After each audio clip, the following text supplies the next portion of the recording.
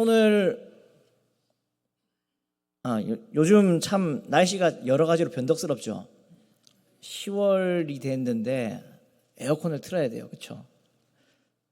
오늘 오전에도 에어컨을 틀어야 되나 말아야 되느냐를 엄청 고민을 했습니다.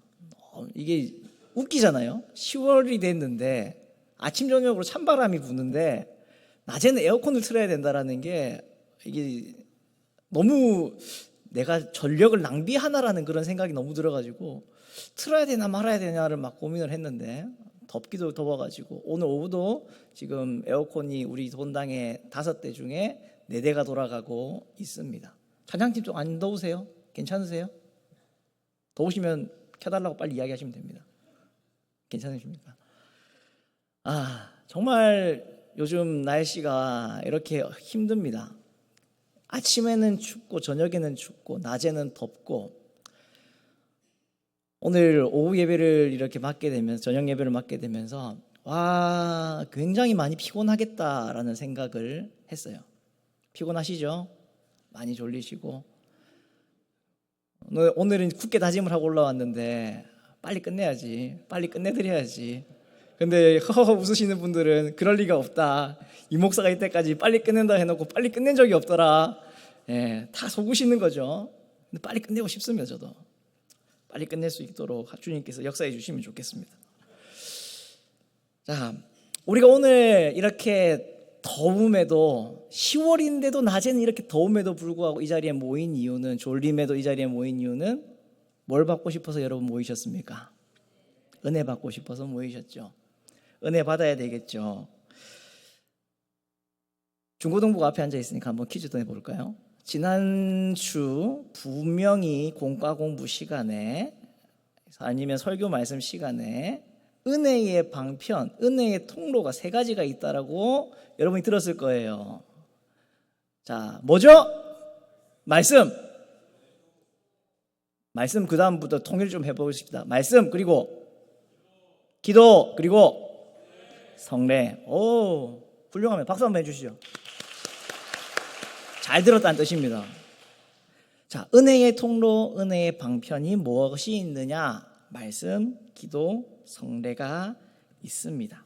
웨스트민스터 대요리 문답 154번째 질문인데, 그리스도께서 자신이 이루신 중보의 유익을 우리에게 전하기 위해 사용하시는 외적 방편, 은혜의 방편은 무엇입니까? 그 답이 이렇게 하고 있습니다. 그것은 모두 그리스도께서 세우신 것인데 특별히 말씀과 성례와 기도가 그러합니다. 이 모든 것은 선택받은 사람들의 구원을 위해 효과적으로 제정되었습니다. 이것이 웨스트민스터 대요리 문답의 154번째 질문과 답입니다. 자, 우리에게 주신 중보의 유익을 우리에게 전하여 주시기 위해 사용하는 외적인 방편 3가지가 뭐가 있다고요? 말씀, 성례, 기도가 있다고요. 이것을 선택받은 사람들의 구원을 위해서 예수님께서 친히 제정하신 것이라고 이야기를 하고 있습니다. 이 은혜의 방편, 은혜의 통로라고 하니까 사람들이 많이 오해를 해요. 그럼 그거 말고 은혜 못 받냐? 나 찬양하다가 은혜 받았는데 나 그러면 이거는 은혜의 통로 아니냐? 그걸 말하는 게 아니라 여기서 말하는 은혜의 방편, 여기 말하는 거는 구원이 어떻게 임하느냐, 성령을 어떻게 받느냐, 그 통로, 그 방편을 이야기를 하는 겁니다. 물론 찬양을 하다가 여러분 은혜 받으실 수 있죠. 좋은 글을 읽으시면서 기독 서적을 읽으시면서 여러분이 은혜 받으실 수 있습니다. 그것을 부정하는 것이 아니라요, 우리가 언제 회심을 할 수 있게 되고 하나님을 만나게 되고 성령을 받게 되느냐, 그 통로가 말씀과 성례와 기도라는 겁니다. 오늘 저녁 예배와 이번 주 수요 예배는 저는 이 성례의 2가지를 여러분과 함께 나누어 보고 싶습니다. 자, 성례, 은혜의 통로 중에 성례를 생각을 해볼 건데, 성례는 2가지가 있죠. 3가지가 있나요? 8가지가 있습니까? 7가지가 있나요? 2가지가 있습니다. 예수님께서 친히 세우신, 그래서 우리가 개신교가 지키는 성례는 단 두 가지밖에 없습니다. 무엇과 무엇일까요? 자신이 왜 이렇게 없으십니까? 신앙생활 오래 많이 하시고 우리가 성례하면은 하는 거 두 가지밖에 없는데 뭘 그렇게 왜 망설이십니까? 두 가지가 뭘까요? 세례와 성찬입니다. 웨스트민스터 소요리 문답 92번 혹시 준비되어 있을까요? 성례는 무엇입니까? 예수 그리스도께서 제정하신 거룩한 예식인데 지각되는, 이 지각된다는 말은 보이고 만져지고 느껴지는 표, 겉에 드러나는 것을 통해서 그리스도와 새 언약의 은혜를 성도들에게 보여주고 인치고 적용시키는 것이 성례다, 이렇게 이야기를 합니다. 여러분, 우리가 신앙생활이 좋을 것 같지만 우리 모두는 신앙이라는 것이 참으로 보잘것없는, 참으로 하찮은 존재들입니다. 그래서 흔들리기도 잘 흔들리고 넘어지기도 잘 넘어지지요. 그런 믿음이 연약한 우리들에게, 어린아이와 같은 우리들에게 하나님께서 성례라는 것을 통해서 우리로 하여금 지각되도록, 보일 수 있도록, 만질 수 있도록, 느낄 수 있도록. 우리가 어린아이들이 유치원을 가게 되고 처음 이런 학습을 하게 될 때 하게 해주는 학습 방법이 그거잖아요. 만져보게 하고, 맛보게 하고, 뒹굴어보게 하고, 느껴보게 하고 하는 그러한 일을 하듯이 하나님께서 어린아이와 같은 우리들에게 신앙생활을 위해 신앙의 좋은 경험과 좋은 길을 갈 수 있도록 하기 위해 어린아이들에게 교육하는 것과 같은 시청각 교육, 3D 교육을, 아니 4D 교육을 하시는데 그게 뭐라고요? 성례예요. 우리가 소요리 문답 92번으로 봤는데 소요리 문답과 대요리 문답이 여러분 차이는 좀 아시나요? 짧게 말하면 소요리 문답은 더 짧게 해가지고 작아요, 분량이. 대요리 문답은 그걸 할 말을 좀 더 많이 늘려놓은 겁니다. 대요리 문답에 똑같이 162번 질문이 성례가 무엇입니까? 라는 질문인데 거기서는 조금 더 자세하게 이렇게 이야기를 합니다. 성례는 그리스도께서 그의 교회 안에서 제정하신 거룩한 규례입니다. 성례를 통해 은혜 언약 안에 있는 사람들은 그리스도 중보의 유익을 알게 되고 굳게 믿게 되며 보게 됩니다. 자, 잠깐만 넘기지 마시고 앞에 거요. 자, 성례를 통해서 그리스도 언약 안에 있는 우리 믿는 사람들은 뭘 알게 된다고요? 그리스도의 중보를 알게 돼요.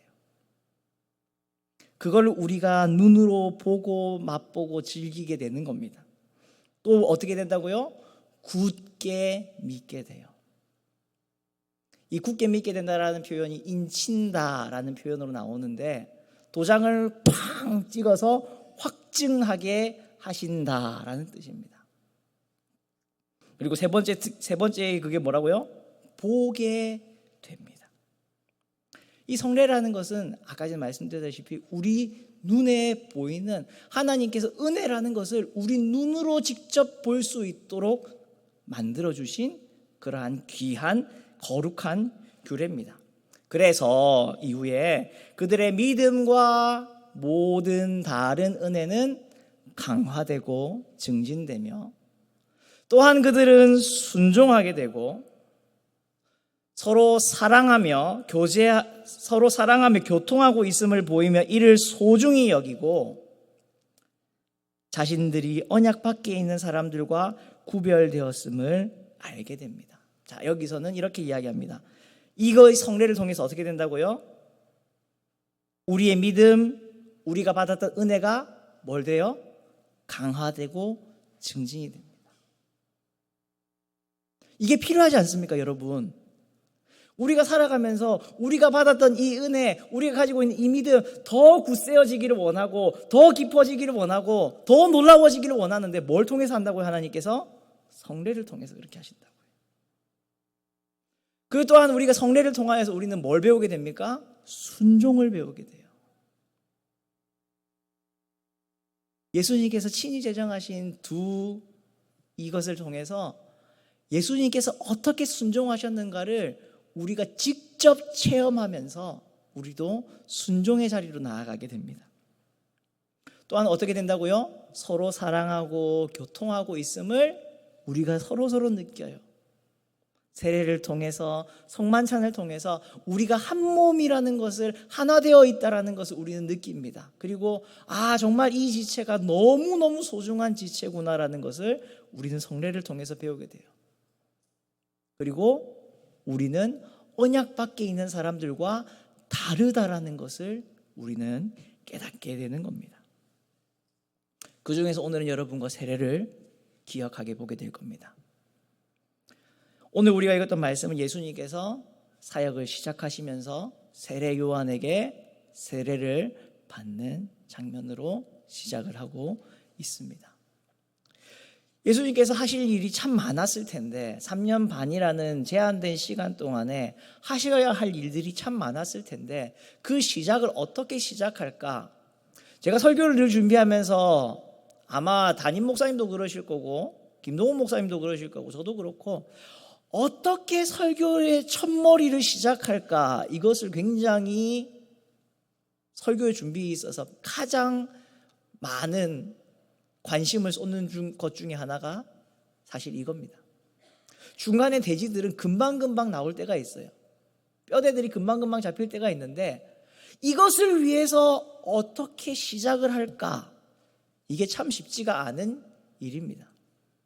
예수님도 3년 반이라고 하는 정말 짧은 시간입니다. 여러분 그렇지 않아요? 안 그래요? 중학생이 가정이 3년밖에 안 되잖아요. 고등학교 과정도 3년밖에 안 되잖아요. 그것보다 6개월 정도 조금 더 긴 시간이에요.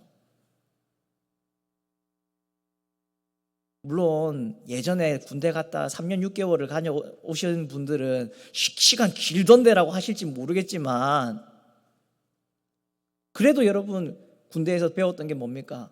거꾸로 매달아놔도 국방부식에는 돌아가더라라는 거 여러분 깨닫고 나오지 않았습니까?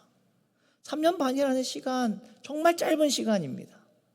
오죽하면 군대 갔다 오는 형제들한테 벌써 나왔나? 라고 우리가 이야기를 하겠어요. 짧은 시간이었습니다. 그 시작을 그런데 예수님은 뭘로 시작하신다고요? 세례를 받으심으로 시작을 하십니다.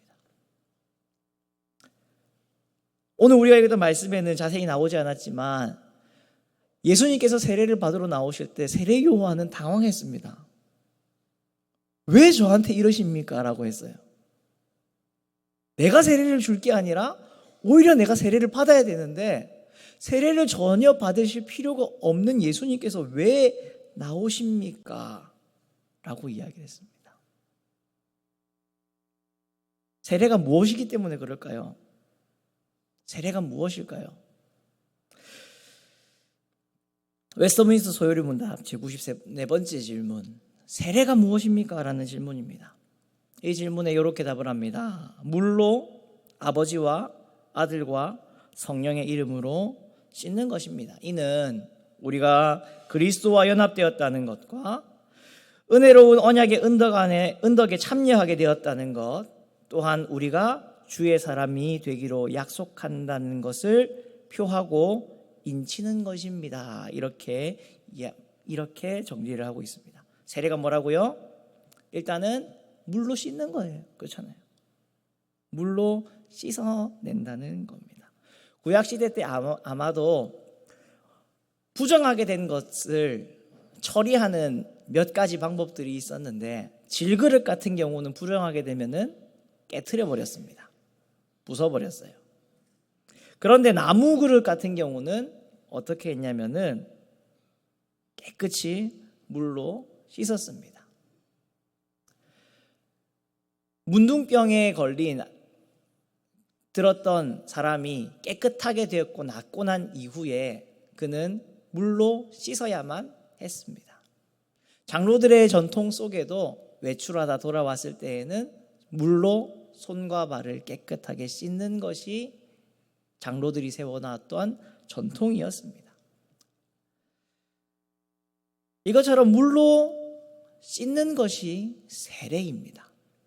그런데 차이점이 있다면 물로 아버지와 아들과 성령의 이름으로 씻는 것을 우리는 세례라고 부릅니다. 여러분이 밥을 먹고 지저분해진 그릇을 씻는 것을 설거지라 부르고요. 아버지와 아들과 성령의 이름으로 씻으면 세례가 되어버리겠죠. 참 다행인 게 우리는 밥 먹고 나서 아버지와 아들과 성령의 이름으로 그릇을 안 닦아서 하나의 좀 다행이라고 볼 수 있는 겁니다. 아버지와 아들과 성령의 이름으로 씻는 것, 이것을 통해서 앞에 거 다시 한 번만 보여주시겠어요? 이것을 통해서, 이 씻는 것을 통해서 우리가 뭘 깨닫게 되냐면 그리스도와 연합됐다는 것을 우리는 깨닫게 됩니다. 세례는 주님과의 연합을 말을 합니다. 단순히 깨끗해졌다가 아니라 주님과 합하여졌다는 의미를 담고 있습니다. 로마서 6장 3절 4절 말씀인데 이렇게 나와 있습니다. 무릇 그리스도 예수와 합하여 세례받은 우리는 그의 죽으심과 합하여 세례받은 줄을 알지 못하느냐. 그러므로 우리가 그의 죽으심과 합하여 세례받음으로 그와 함께 장사되었나니 이는 아버지의 영광으로 말미암아 그리스도를 죽은 자 가운데서 살리심 같이 우리로 또한 새 생명 가운데서 행하게 하려 함이라. 갈라디아서 3장 27절에서는 누구든지 그리스도와 합하기 위하여 세례를 받은 자는 그리스도로 옷 입었느니라. 로마서와 갈라디아서 말씀에서 세례를 이야기하면서 계속해서 같이 또한 말하고 있는 것은 세례는 그리스도와 합해지는 것이라는 것을 이야기를 해주고 있습니다. 여러분, 여기 앉아 있는 분들 중에 아마 거의 대부분이 세례를 받으신 분들일 겁니다. 여러분이 그 세례를 받으실 때에 여러분 어떻게 됐다고요? 그리스도와 합해졌다고요. 그리스도와 하나가 되었다고요. 연합하게 되었다고요. 그리스도에게 붙어진 존재가 되었다라는 것입니다. 이걸 위한 표이고 이것을 확증하는 것이 세례입니다.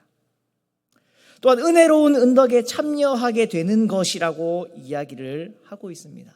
은혜의 은덕에 우리가 비로소 이제 들어가게 되었습니다. 이 은혜를 우리가 누리게 되었습니다. 라는 표가 세례입니다. 더 이상 하나님의 약속의 말씀과 언약의 말씀과 상관없는 자가 아니라 그것이 이제 나에게 효용이 있습니다. 나에게 적용이 됩니다. 나는 그것을 따라 살아가겠습니다. 그것을 나의 약속으로 받아들입니다라고 하는 표가 뭐라고요? 세례라고요.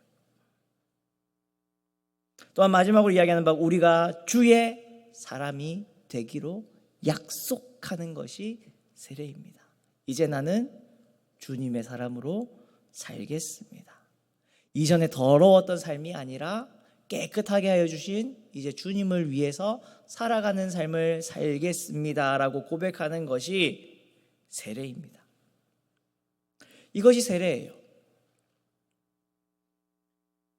우리가 이제 오늘부터 세례교육, 학습교육을 시작을 했습니다. 새로 이번에 세례를 받으시는 분들, 유아 세례를 받는 아이도 있고 입교하는 친구들도 있습니다. 신앙생활의 이제 처음 단계에서 학습을 받게 되는 그런 지체들도 있어요. 성례를 앞두면서 어떤 메시지가 좋을까? 성례의 의미를 다시 한 번 더 우리가 깨우쳐야, 다시 한 번 더 기억을 해야 되겠다라는 생각이 들었어요. 왜냐하면 여러분, 성례식을 할 때 우리가 11월 몇 주죠? 셋째 주인가? 둘째 주인가? 셋째 주에 성례식이 계획되어 있는데 세례를 받을 때 여러분 세례를 안 받으시기 때문에 그 시간을 아무 의미 없이 보내실 수가 있다라는 겁니다. 세례를 받는 사람들조차도 이 세례의 의미가 무엇인지를 제대로 깨닫지 못하고 그냥 넘기는 경우가 많다는 겁니다. 그냥 엄마가 받으라고 해서, 구역장이 받으라고 해서 어쩔 수 없이 그냥 앉아 있다 보니까 받았다. 물론 그런 분들도 있을 겁니다. 세례를 받은 우리가 이 의미를 다시 한 번 더 기억해야 되지 않겠습니까? 왜 세례를 받는지, 왜 성찬에 참여하는지 그 이유를 우리가 알아야 되지 않겠냐고요. 우리가 흘려보냈던 이 세례 속에는요, 아무런 그냥 무릎 꿇고 앉으니까 목사님이 이상하게 젖은 수건 가지고 머리에 물 대더라, 이 보잘것없는 행위 예식이 보잘것없는 그것으로 끝이 아니라 이러한 놀라운 은혜를 담고 있다라는 거예요. 예수님과 연합하게 되는 시간, 예수님께서 주신, 예수님을 통해서 우리에게 주신 그 약속이 나에게 이제 진짜 살아있는 약속이 되는 시간, 이제 내가 주님 앞에 난 예수님을 위해서 살겠습니다라고 고백하고 결단하는 시간, 그 시간입니다. 여러분이 그 시간을 지나왔던 것이고, 이제 곧 우리는 그 시간을 또 한 달 정도 뒤면 맞이하게 될 것입니다.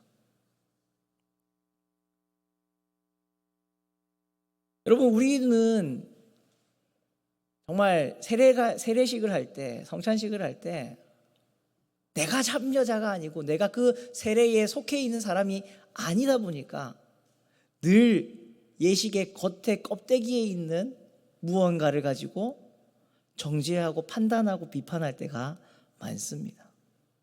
올해 몇 명 받노? 올 가을에 몇 명 받노? 아, 사람들이 왜 이렇게 작노? 10년 전만 해도 10명씩 받고 20명씩 받고 이랬는데, 아, 이제 몇 명 안 받노? 아, 저 봐라 세례 받는데 옷을 저리 입고 왔다. 우리는 세례식에 참여하면서 구경꾼이 될 때가 너무 많이 있습니다. 여러분, 세례를 우리가 1년에 2번을 행하게 되는데, 성례를 2번을 집행을 하게 되는데, 그 시간은요, 우리가 그 성례를 구경하는 시간이 아닙니다. 자 봐라 세례 받는다 이 시간이 아니에요.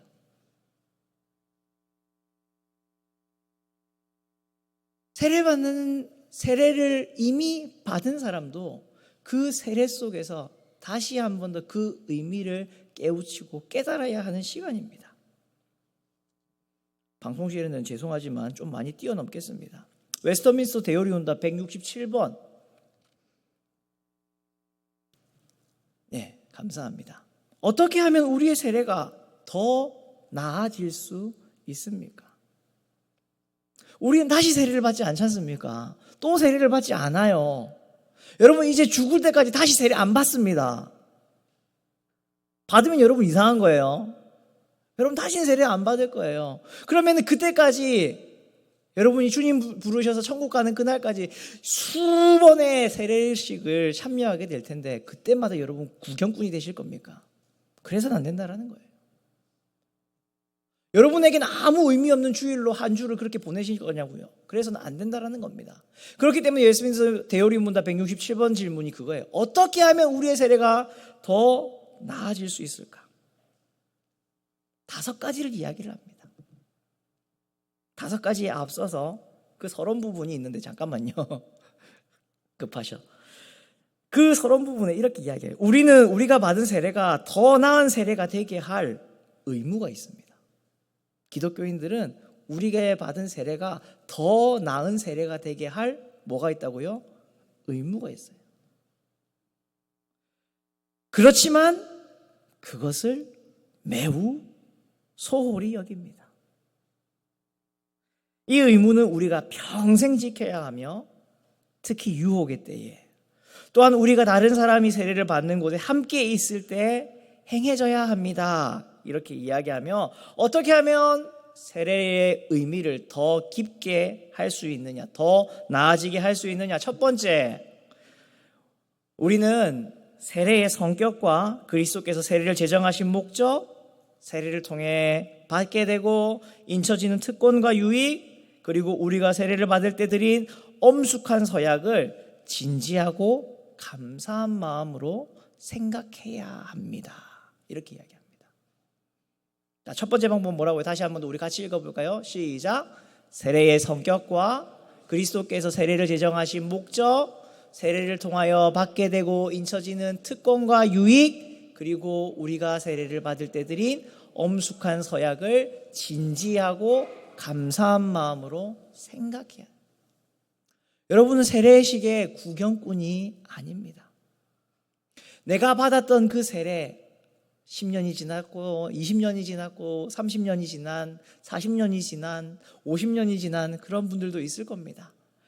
다시 한 번 더 우리는 이 세례를 주님께서 왜 제정하셨는가? 왜 받으셨는가? 왜 이런 놀라운 권리를 우리에게 주셨는가? 우리가 그 세례를 받을 때 내 마음이 어땠는가? 내가 주님께 어떻게 살겠노라고 다짐하였는가? 우리는 다시 그 세례의 시점으로 돌아가야만 합니다. 이러지 못하면 우리는 뭐가 된다고요? 구경꾼이 되는 거예요.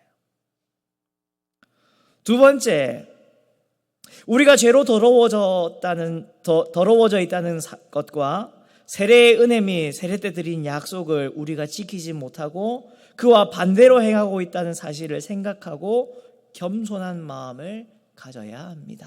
이야기합니다. 주님께서 분명히 깨끗하게 씻으시는 것이 세례라고 하는 성례식인데 여전히 우리는 죄로 더러워져 있다는 사실을 우리는 기억해야 합니다.